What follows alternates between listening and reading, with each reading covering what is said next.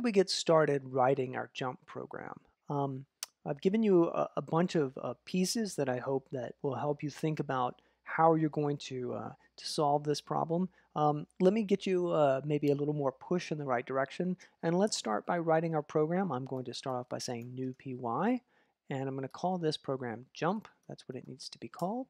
And just out of curiosity, let's run make test. And as usual, we pass the first one because it's looking for a program called jump, and then it is hanging out on usage for a little bit. I must be running some big process. There we go. It passes the usage because the program does respond to -h or -- help with something usage, and it's failing this first one. It's been given the number 1, 2, 3, 4, 5, 6, 7, 8, 9, 0, and it's expecting back this number, but what it's getting back is all of this. And if that's confusing to you, just take that value, and it's running the program with that value. Let's just run the program. It's called jump, and I'm giving it that. And what it's printing back is, it's printing back the positional argument is this, and it has all these other options that comes out of new py. So the first thing we need to do is to edit our program to get the arguments correct. So it's going to be called jump v5. Let's change the description here. Jump v5. And so we're going to get some sort of text here. Remember, positional is not really a good name. It's just there to remind you that this is how you define a positional argument. And this is going to be input text. And I don't believe there's anything else this program needs. Looking here, I see that it takes one positional argument of input text, and that is it. So we can get rid of all of the other arguments. Just delete those. And there's no checking of the text. We're just going to use the text as is. I always like to start off by just say printing something. I'll say text is equal to args.text, and then I'll print that. And so I'm just writing a program right now that echoes back what we get on the command line. So it echoes that back. That's not what we want, though. We want it to be able to modify the numbers. The thing is that in Python, strings are immutable. So if I take this, and let's say text is going to be equal to this string, and let's say I want to change that 1 to a 9. I know that that's part of the algorithm. If I can get at that element by saying text 0, that's the 0th element of the string. This is exactly how we got the first character out of the input for the crow's nest. I'm not allowed to change that to a 9.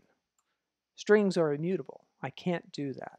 So I'm going to have to figure out another way to go about this. The first thing, so let's step back. I need to define that lookup table. So how am I going to do that? I want to be able to say something like, let's call it lookup. And I'm going to define this as an empty table. And I'd like to be able to say lookup for the value 1. And that right now, that's going to blow up because I haven't defined anything in the lookup. But as I show here in the book, this is the substitution table that I want. 1 goes to 9, 2 goes to 8, 3 goes to 7. And I want to be able to, for instance, here I'm calling the table jumper. Given the value 1, I want it to print, I want it to return 9. Given the value 5, I want it to return 0. So how, I'm going to leave this as an exercise for you.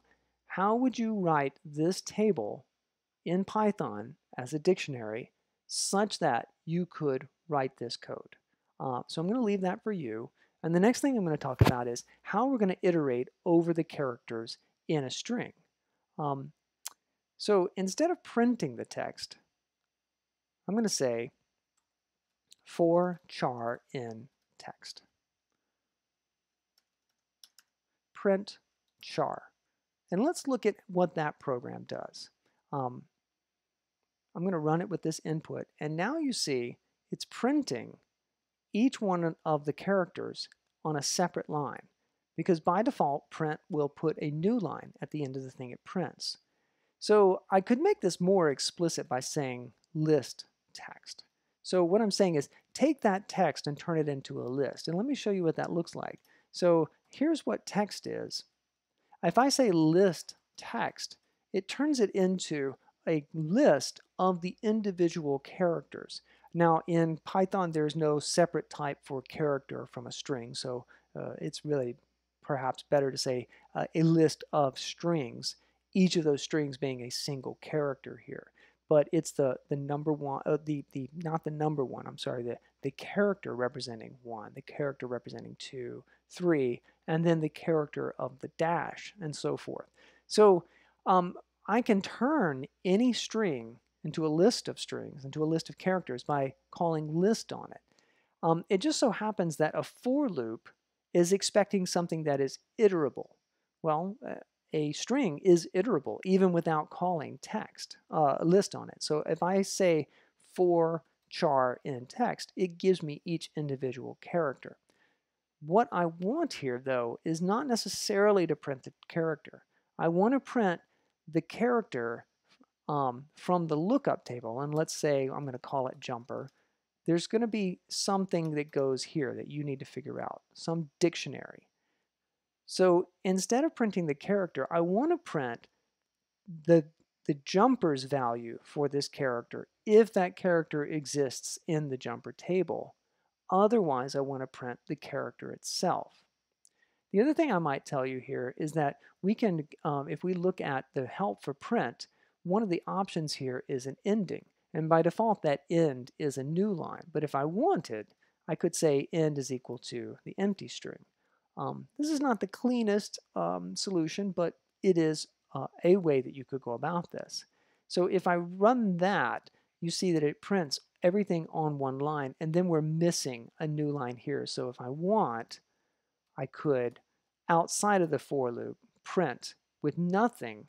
I don't have to pass anything to print. I can just say print, and then it will just print a new line. Let me save that and run it.